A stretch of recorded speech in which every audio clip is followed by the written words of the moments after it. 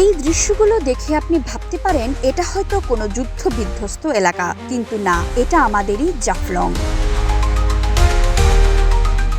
আমাদেরই এক সময়ের গর্ব আজ একদল লোভী পাথর খেকোর হাতে ধ্বংসের পথে।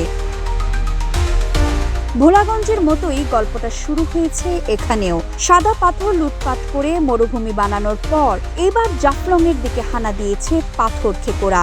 গত কয়েকদিন ধরে নদীর বুক চিরে পাহাড়ের গায়ে আঘাত করে তুলে নেওয়া হচ্ছে কোটি কোটি টাকার পাথর। রাতের আধার কি দিনের আলো, তাদের লুটপাট চলছে প্রকাশ্যে।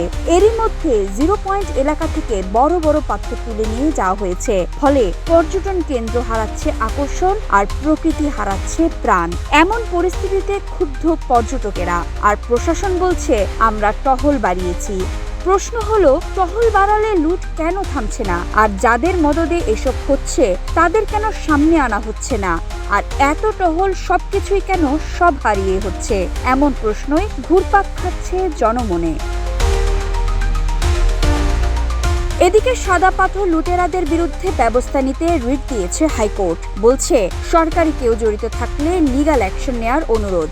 আজকে আমরা রিট পিটিশন দায়ের করি। রিট পিটিশনের নাম্বার হচ্ছে 13,301।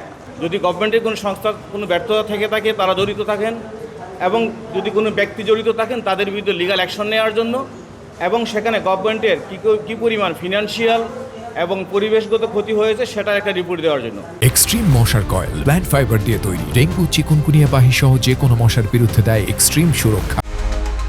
এর আগে পাথর লুটপাট বন্ধে জাফলংয়ে অভিযান চালিয়েছে সিলেট জেলা প্রশাসন। গত 13 আগস্ট দুপুরে জেলা প্রশাসনের নির্বাহী ম্যাজিস্ট্রেট কলি রানী দেবের নেতৃত্বে যৌথ অভিযানে বিজিবি, আনসার ও পুলিশ সহ আইন শৃঙ্খলা রক্ষাকারী বাহিনীর সদস্যরা অংশ নেয়। আভিযানিক দলকে নদীর তীরে ভিড়িয়ে রাখা বিভিন্ন নৌকা হ্যামার দিয়ে পিটিয়ে ভেঙে ফেলতে দেখা যায়। ডুবিয়ে দেয়া হয় ঘাটে ভিড়ে থাকা মাঝিদের জীবিকার সম্বল। কিন্তু মাঝিরা বলছেন, যারা বড় বড় সিন্ডিকেট চালায় তাদেরকে তো ধরা হচ্ছে না, বরং তারা টাকা পেয়ে চুপচাপ থাকে আর আমাদের নৌকা ভাঙা হচ্ছে।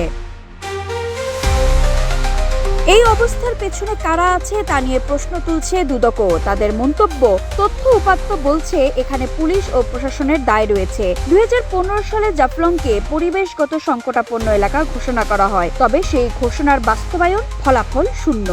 অভিযোগ উঠেছে বালু মহাল ইজারা নিয়ে বালুর পাশাপাশি পাথর উত্তোলন করছে অসাধু চক্র।